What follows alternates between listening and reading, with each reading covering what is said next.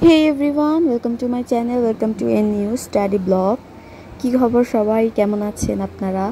আপনাদের ঈদ উল আজহা কেমন গেল অবশ্যই আমাকে কমেন্ট করে জানাবেন। ঈদের 2-3 দিন তো খুবই ব্যস্ততার মধ্য দিয়ে গিয়েছে, যার কারণে কোনো ধরনের ব্লগ শেয়ার করতে পারিনি। তো তারপর আমি আসলে এখানে একটা টেবিলের সেটআপ করেছিলাম, কারণ এক জায়গায় পড়াশোনা করতে করতে এক টেবিলে এক জায়গায় পড়াশোনা করতে করতে আসলে আমার কাছে মনে হলো যে যদি আমি জায়গাটা একটু চেঞ্জ করি বা একটু নতুনত্ব কিছু আনতে পারি তাহলে হয়তো বা পড়ালেখার মনোযোগটা আসবে। আর এটা ছিল হচ্ছে আমি সকালবেলার পড়াশোনাটাই শেয়ার করতেছি। তো এখানে সকালবেলা দেখলাম যে অনেক সুন্দর, মানে যদিও গরমের কাল, বাট এখানে অনেক বাতাস ছিল, যেহেতু আমার বাসাটা একটু উপরে। আর দেখতেই পাচ্ছেন যে ডান দিকে কোনো ধরনের বাসা নেই, বিল্ডিং নেই, যার কারণে পুরো দক্ষিণা বাতাসটাই আসে। আর যেহেতু বাহিরে পড়াশোনা করতেছি অনেক দিন পর, তো একটু ভালো লাগছিল।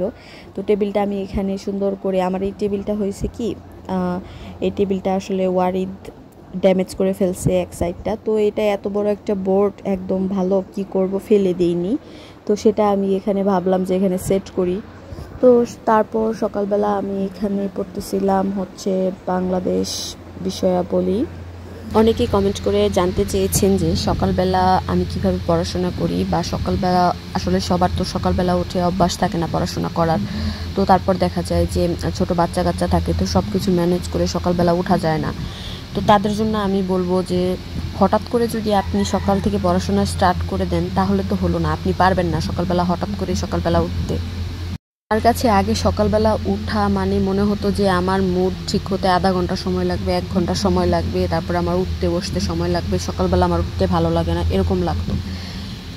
যখন আমি অনেক ভিডিও স্ক্রল করা শুরু করলাম, অনেকের মোটিভেশনাল কথাবার্তা শোনা শুরু করলাম, তখন থেকে আমি রিয়েলাইজ করলাম যে আসলে যদি আমি সকালবেলা টাইমটা না ধরতে পারি তাহলে আমার সারাদিন আমি যত লেট করে উঠেই পড়াশোনা করি না কেন, ওই সকালবেলার পড়াশোনাটার মতো কাজে দিবে না।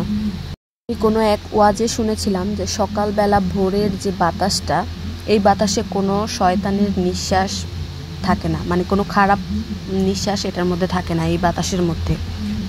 দেখবেন সকালবেলার যে একটা সুন্দর একটা ঠান্ডা ঠান্ডা পরিবেশ, ঠান্ডা ঠান্ডা আবহাওয়া, এই যে আপনি সুন্দর স্নিগ্ধ মনোমুগ্ধকর একটা পরিবেশ, এটা আপনি দিনের কোনো ভাগে, রাতের কোনো ভাগে আপনি এটা পাবেন না। প্রথম দিকে অ্যালার্ম দিয়ে এটা শুরু করা যেতে পারে। সকালবেলা আপনি ফ্রেশ মাইন্ডে উঠবেন, রাতে ঘুমাতে যাওয়ার সময়ই আপনি টাইমটা সিলেক্ট করবেন যে আগামীকাল সকালবেলা আমি উঠবো, দেন আমি পড়াশোনা স্টার্ট করব আস্তে আস্তে। যখন টার্গেট নিয়ে মানুষগুলো করে তখন তার জন্য এটা খুবই ইজি হয়ে যায়। তারপর ফোনে অ্যালার্ম দিয়ে দেওয়া যেতে পারে, ফোনে অ্যালার্ম দিয়ে অ্যালার্ম অনুযায়ী ঘুম থেকে উঠে সুন্দর করে ফ্রেশ হয়ে তারপর আপনি হয়তোবা একটু গরম পানি, অথবা সকালবেলা কিন্তু খালি পেটে পানি খাওয়াটা অনেক ভালো, এটা একটা ভালো অভ্যাস হতে পারে আপনার রেগুলার রুটিনের সাথে। তারপর আপনি যদি বাহিরে না যেতে পারেন তাহলে আপনার বাসার ছাদে অথবা আপনার বেলকুনি বা ঘরের মধ্যে একটু হাঁটাহাঁটি করে সুন্দর মতো আপনি বইটা নিয়ে বসে পড়লেন। তারপর আপনি পড়াশোনা স্টার্ট করে দিলেন। দেখবেন যে সকালবেলার আপনার পড়াশোনাটা যেভাবে মাথায় ঢুকতেছে, আপনার যত পড়তে, রাতের বেলা আপনি একটা ম্যাথ করতেছিলেন, আপনার মাথায় ঢুকতেছিল না বা আপনার কাছে অনেক কঠিন মনে হচ্ছিল, সেটা আপনি সকালবেলা চেষ্টা করলেন, দেখবেন যে ইজিলি আপনার অঙ্কটা হয়ে যাচ্ছে। আপনার খুব সহজেই আপনার ব্রেনটা যেহেতু অনেক শার্প থাকে ঘুমানোর পর, সো আপনার দেখবেন ইজিলি সব কিছু আপনার ক্যাপচার হয়ে যাচ্ছে, আপনার অনেক ইজি লাগতেছে সব কিছু। সকালের সময়টাতেও যেহেতু বাচ্চারা সবাই ঘুমিয়ে থাকে, সো এখানেও কিন্তু আপনি অনেক সময় পেয়ে যাচ্ছেন। যে ভাইয়াটার ভিডিওটা দেখেছিলাম উনি বলেছিল যে আপনারা 3টা থেকে 8টা পর্যন্ত, মানে রাতের 3টা বাজে ঘুম থেকে উঠবেন, 3টা থেকে পড়াশোনা শুরু করবেন, যারা আমাদের মতো যারা ছেলে মেয়ে আছে, সংসার করতেছি তাদের জন্য। সো আপনি যদি 3টা বাজে নাও ওঠেন, আপনি ফজরের নামাজের পর থেকে শুরু করেন পড়াশোনাটা, তারপরেও কিন্তু অনেকটা হয়ে যায়। কারণ আপনি প্রথম থেকেই কিন্তু এত বেশি করে কিন্তু স্টার্ট করতে পারবেন না, অল্প অল্প করেই কিন্তু স্টার্ট করতে হবে।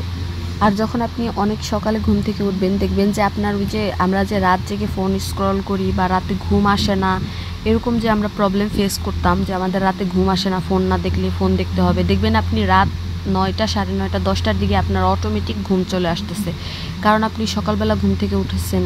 সো আপনি সারাদিন টুকটাক কাজকর্ম করছেন, তো আপনি অটোমেটিক আপনি সন্ধ্যার পর রাতের বেলা যখন খাবার খাবেন তারপরে দেখবেন আপনার অনেক টায়ার্ড লাগতেছে, আপনার কখন ঘুম আসছে আপনি নিজেও সেটা জানেন না। রাতে যখন আর্লি ঘুমাবেন তখন অটোমেটিক আবার আপনি সকাল সকাল জাগনা পেয়ে যাবেন।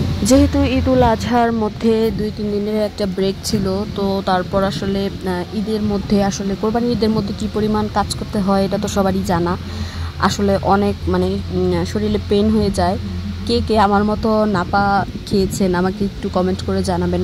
তো 2 দিন একটানা কাজ, তারপরে একদিনের একটা রেস্ট, তারপরে হচ্ছে গিয়ে আবার নতুন দমে পড়াশোনা করার একটা মানে নিজের সাথে নিজের একটা যুদ্ধ।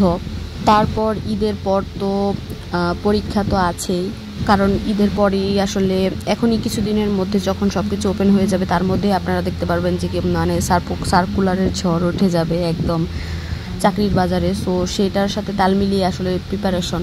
তো আমি আজকে সকালবেলা স্টার্ট করতেছিলাম সাধারণ জ্ঞান নিয়ে। মনে হচ্ছিল যে একটু সাধারণ জ্ঞানটা পড়ি, কারণ ম্যাথ আর ইংলিশ যদি করতে চাই তাহলে ব্রেনে চাপ পড়ে যাবে। সো আমি কোনো ধরনের চাপ নিতে চাচ্ছিলাম না, এর জন্য আমি সাধারণ জ্ঞানটা চুজ করেছি। সাধারণ জ্ঞানে কিন্তু এখন কিন্তু একটু নতুনত্ব অনেক কিছুই অ্যাড হয়েছে, কারণ আগে দেখা যেত সাধারণ জ্ঞানে অনেকাংশেই ছিল বঙ্গবন্ধু শেখ মুজিবুর রহমান, কিন্তু এখন সেখানে হচ্ছে আমাদের পড়তে হয় ডক্টর মোহাম্মদ ইউনূস সম্পর্কে। আমার কাছে পার্সোনাল ওপিনিয়ন আমার আসলে বঙ্গবন্ধু শেখ মুজিবুর রহমানের জীবনী পড়ার থেকে আমার কাছে আসলে ডক্টর মোহাম্মদ ইউনূসের জীবনী, তারপরে তার যে তাকে নিয়ে যেসব প্রশ্ন আসে এগুলো পড়তে আমার ভীষণ ভালো লাগে। এটা ভালো লাগার রিজন হচ্ছে উনি নোবেল পেয়েছে বাঙালিদের মধ্যে, আমাদের বাংলাদেশের। আমার কাছে তো এটা অনেক প্রাউড ফিল হয় যে আমাদের বাংলাদেশের নোবেলিস্ট সম্পর্কে আমরা জানতেছি, পড়তেছি। তার থেকেও বড় কথা হচ্ছে উনি এখন আমাদের প্রধান উপদেষ্টা। That was it for today. আজকের মতো এই পর্যন্তই ছিল। দেখেন বাইরের আজকের মেঘলা আকাশটা জাস্ট ওয়াও ছিল। থ্যাংকস ফর ওয়াচিং এন্ড আসসালামু আলাইকুম এভরিওয়ান।